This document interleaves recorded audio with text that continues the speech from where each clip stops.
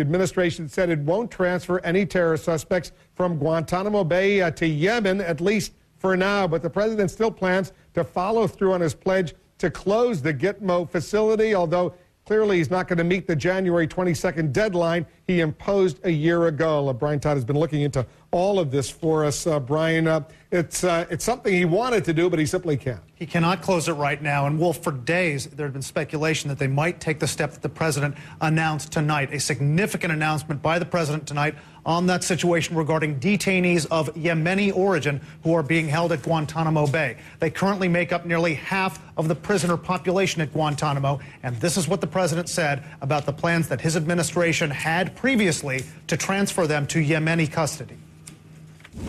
We've agreed that we will not be transferring additional detainees back to Yemen at this time. But make no mistake, we will close Guantanamo Prison, which has damaged our national security interests and become a tremendous recruiting tool for al-Qaeda.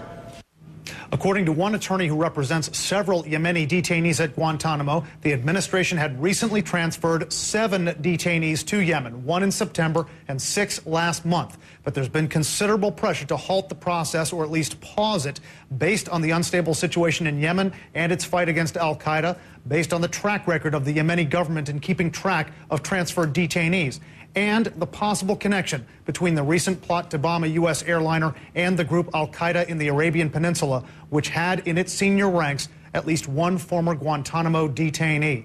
We've tried to contact attorneys who represent Yemeni detainees at Guantanamo for comment tonight on the president's latest announcement. We've not been able to reach them. Wolf, I know one of the men, one of the attorneys. He is in Guantanamo right now. I couldn't get him on the phone. Well, we spoke to one of those attorneys yesterday. It's the same person, David Reams. He's now in Guantanamo. Because he was still hopeful that they would continue to release some of his clients, those Yemeni detainees, allow them to go back to Yemen. But the president was very firm. This is not happening. But they are going to continue to review all of those detainees at Guantanamo, about 200 of them on a case-by-case basis? There are about 200 inmates total at Guantanamo. The Yemenis make up nearly half of them, still a very significant population. Yes, an administration official told me last week they review each detainee's case by case, on the security situation. They also don't transfer any detainees unless they get certain assurances on security and on the fact that the Yemeni government is keeping track of them.